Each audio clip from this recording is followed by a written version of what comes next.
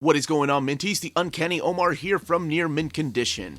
And today, join me as I take an advanced look at the Witchfinder from Dark Horse Comics. So please stay tuned. Now, the very first thing I want to do is thank the kind folks at Dark Horse for sending us an advanced copy of the book.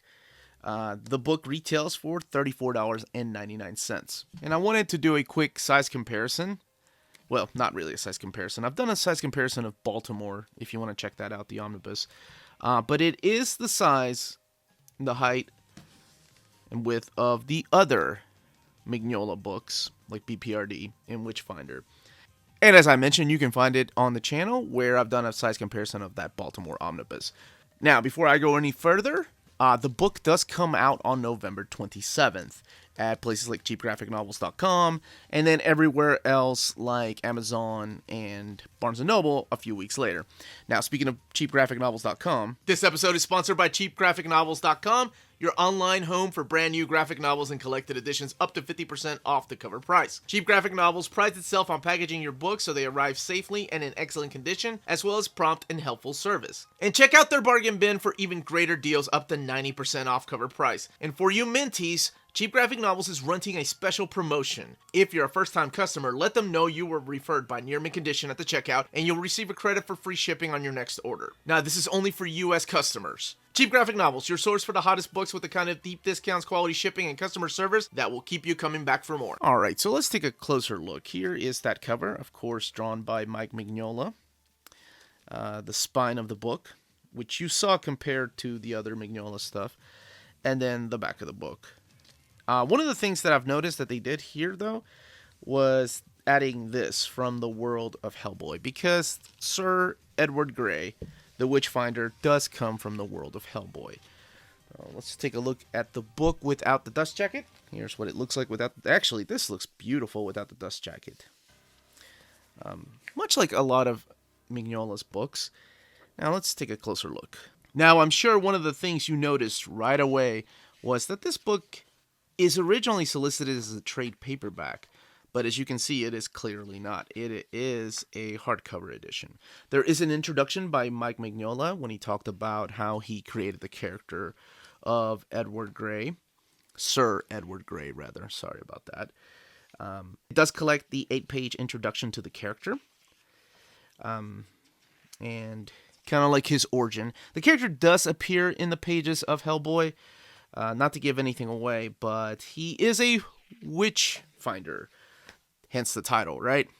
And he is a knight, because he is knighted by Queen Victoria, because he was able to save her life from some witches.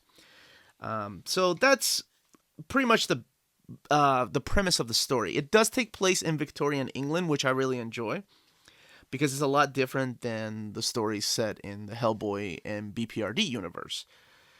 So, what I liked about this, though, is the character's kind of bland at first, Edward Grey. Now, I read these when they were coming out in trade paperback, as I've always been a Mignola fan, and I'm just going to showcase a little more of the art here. And that is one thing I haven't said yet, is that the artwork is done by Ben Stenbeck, for the most part. There are some other artists, and Mignola is the main writer on the first story, I want to say, and then he's joined by people like John Arcudi and Scott Alley for the remaining stories. All of this is tied in together, by the way, with the wonderful colors of Dave Stewart, who has done just about everything for Dark Horse, colored just about everything for them. Now, you could probably tell from looking here how Steinbeck's art just echoes that Mignola style, right? It has that sharp lines and heavy shadows, which Mignola is known for. But then it feels a lot different because there's some illustrations that are clean. And, well, let's go back to Steinbeck first. There are some illustrations that are cleaner, and you can tell a lot more of the facial expressions. It doesn't have that edgy, squarish look to it like Mignola does. Now let's look at some other art within the book, because this collects the first 3 miniseries, each one I think varying from 5 to 6 issues long. The book is 440 pages. So yeah, the premise is pretty cool. Like I was talking about at the beginning of the video, and then I got carried away by the artwork. Sorry if you're used to my overviews, you know how I go back and forth. He's a witchfinder, and it's set in Victorian England, but it's not just witches, it's everything else. It's creatures, it's the occult, and it's set in Victorian England. He is a lot different than Hellboy at first. Like, his first lair, you're like, oh, okay, this is interesting. This guy's obviously nothing like Hellboy. He's not that badass, hands-on. I say that as I'm turning the page as he's whacking a demon.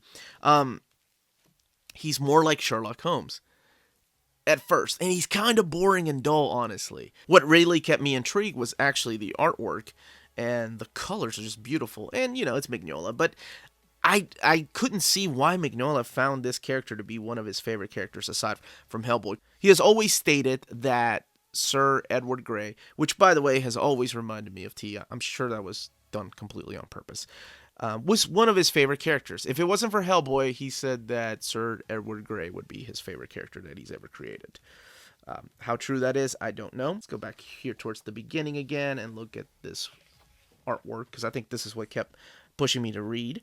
But by the end of the first series, I was like, okay, he's actually a pretty cool character. He thinks of himself as a Sherlock Holmes character, but he's just kind of full of himself, and he is kind of a badass. He's not like Hellboy, like, just brushing things off of his shoulder, like, whatever, demons, I got this. He's not like that, but it is interesting to see his character turn from what you thought he was at the beginning of the story to what he really is.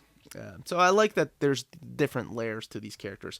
There's a character in here that is called the Captain that I'm not going to spoil what his deal is, but I found him always to be interesting.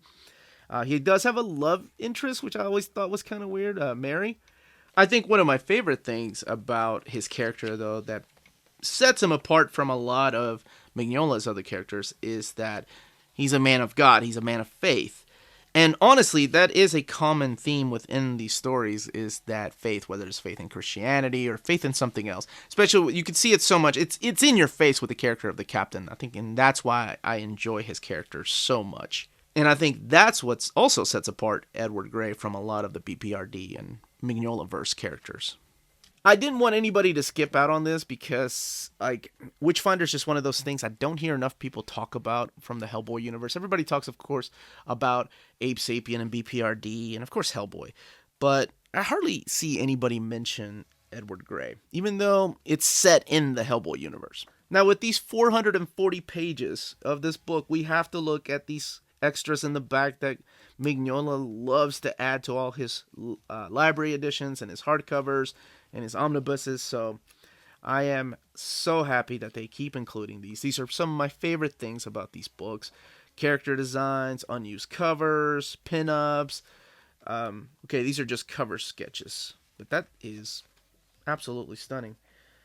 And let's see, and then of course the covers to the trade paperbacks from Mignola. Now, there is going to be a second volume of this. And you know what? And looking at this list here of also by Mike Mignola, it kind of gives me hope that we're finally going to get a damn Lobster Johnson hardcover sometime.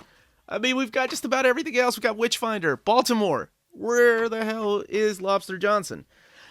Now, as far as the binding of the book, you could probably tell it was sewn binding. And there's the eye. There's that curve that you need. So it's very much like his other books from the hardcover editions that he has.